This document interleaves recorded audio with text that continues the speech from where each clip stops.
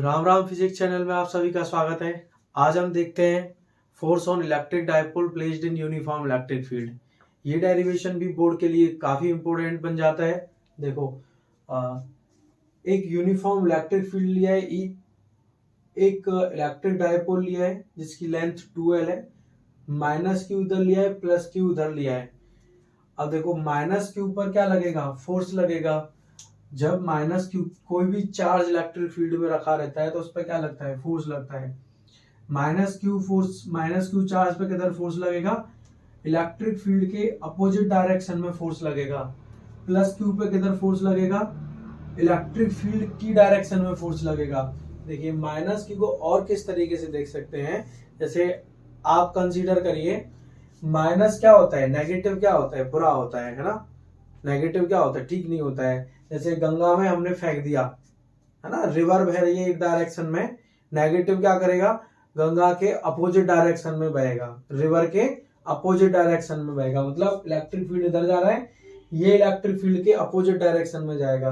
Positive क्या होता है? ठीक होता है, सही चलता है ना। पॉजिटिव चीजें क्या होती है? ठीक होती हैं।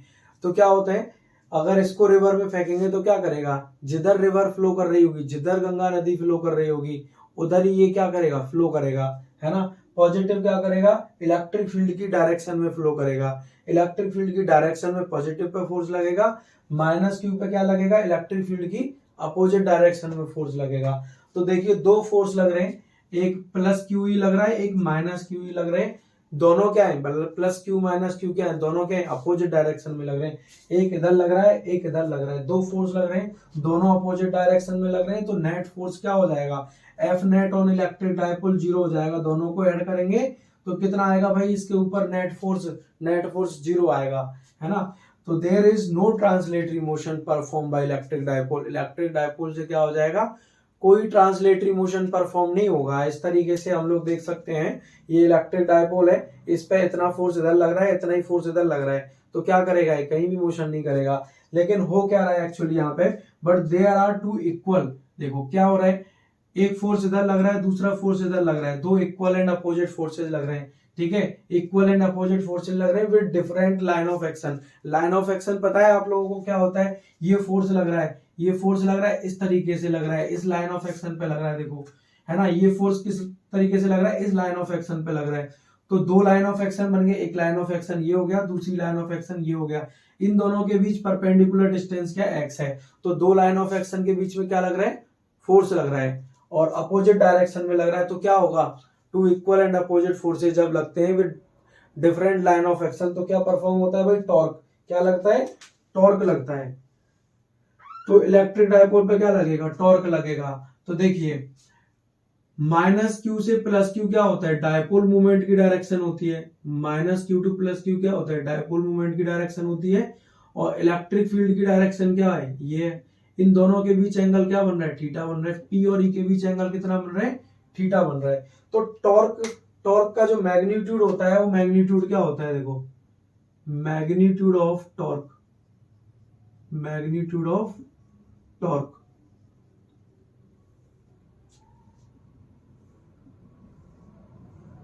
magnitude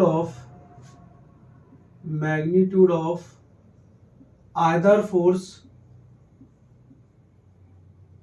into perpendicular distance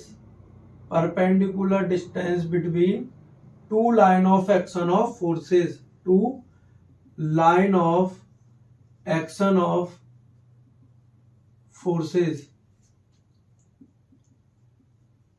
क्या हो जाएगा? टॉर्क कितना लग जाएगा भाई? टॉर्क लग जाएगा। Magnitude of other force, force क्या है? ये है। तो इस फोर्स का मैग्नीट्यूड क्या है? क्यू इंटू ई। पर मल्टीप्लाई करते हैं, परपेंडिकुलर डिस्टेंस कितनी है इसमें? देखो एक्स है। देखो, ये line of action of force, ये line of action of force, perpendicular distance कितनी हो जाएगी?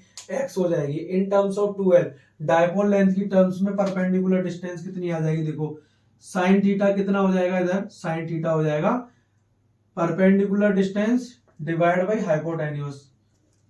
परपेंडिकुलर डिस्टेंस कितनी है? x divide by 2L। तो x कितना आ जाएगा? इधर से x आ जाएगा 2L साइन थीटा। तो यहां से परपेंडिकुलर डिस्टेंस कितनी थी, x थी, और x की वैल्यू कितनी आ रही है भाई, q इंटू ई, q इंटू ई 12 साइन थीटा, q इंटू ई 12 साइन थीटा। अब देखो टॉर्क को q इंटू 12 को एक साथ ले लेते हैं, e sine theta. q into 12 कितना होता है, डायपोल मोमेंट होता है, डायपोल मोमेंट होता है charge into perpendicular charge, multiply कर देते हैं किससे, आइदर चार्ज का मल्टीप्लाई कर देते हैं किससे, डायपोल लेंथ से, तो क्या होता है डायपोल मोमेंट आ जाता है। तो डायपोल मोमेंट क्या आ जाएगा, पी साइन थीटा। इसकी वेक्टर फॉर्म करें तो क्या आ जाएगा, वेक्टर फॉर्म करें तो आ जाएगा torque P vector cross E vector. Direction क्या आ जाएगी, टॉर्क क्या है, ये वेक्टर क्वांटिटी है, तो डायरेक्शन क्या आ जाएगी, डायरेक्शन आ जाएगी by right hand thumb rule. देखो राइट हैंड थंब रूल लगाओगे, पी क्रॉस ई करोगे इस तरीके से, राइट हैंड थंब रूल लगाना आता है, पी पे फिंगर रखे, कर्ल किए किधर, ई की तरफ, पी से ई की तरफ जा रहे हैं ना, तो टॉर्क क्या आ जाएगा, इनवर्ड हो जाएगा इसमें, है ना। तो इसमें देखेंगे इसकी स्केलर है, ये वेक्टर है, तो ये वेक्टर है। डायरेक्शन कैसे निकलती है भाई, right hand thumb rule, unit क्या हो जाएगी, यूनिट हो जाएगी भाई न्यूटन, यूनिट क्या हो जाएगी इसकी, न्यूटन मीटर। टॉर्क की यूनिट कितनी होती है, न्यूटन मीटर होती है। अच्छा इसमें जो है क्या हो जाएगा, ये डायमेंशन क्या हो जाएगी, डायमेंशन हो जाएगी भाई ml square t minus 2। Newton की कितनी होती है डायमेंशन, ml t माइनस 2, और m और आ रहा है इसमें क्या आ जाएगा, l का मल्टीप्लाई हो जाएगा, ml स्क्वायर t माइनस 2 हो जाएगा। आगे देखें इसको,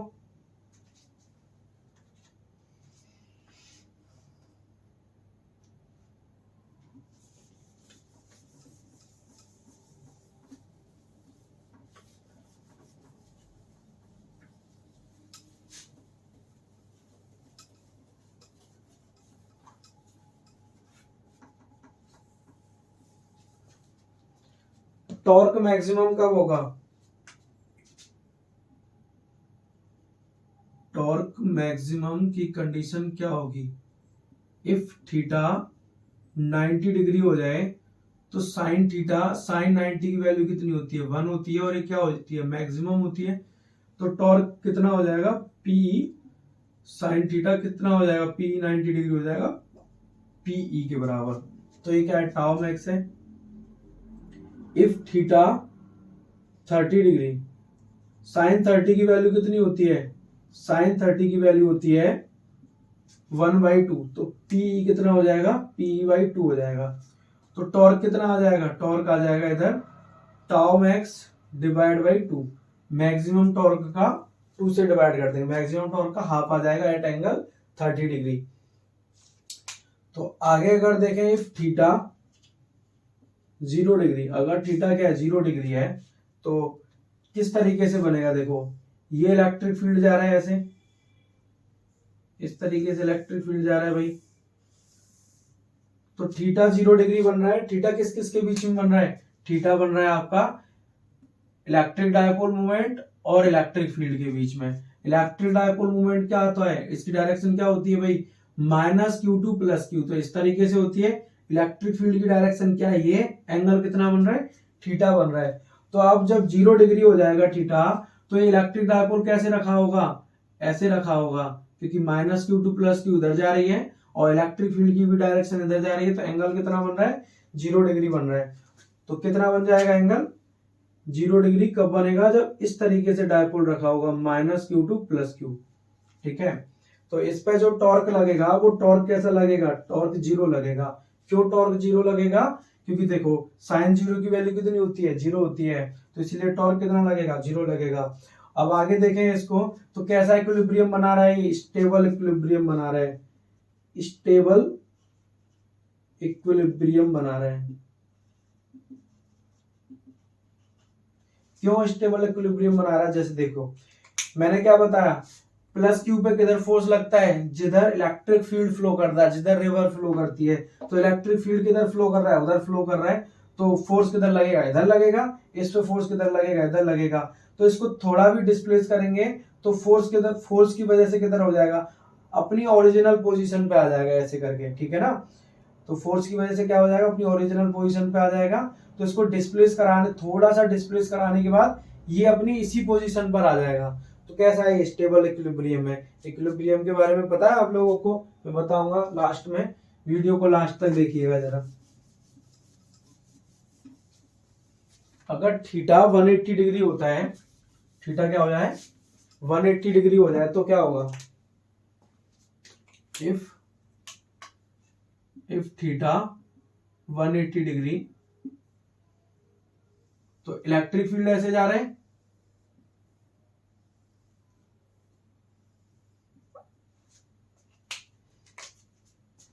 प्लस क्यू उधर हो जाएगा, माइनस क्यू उधर हो जाएगा। क्योंकि देखो यहां इलेक्ट्रिक डायपोल मूवमेंट की डायरेक्शन क्या बनेगी, minus Q two plus Q.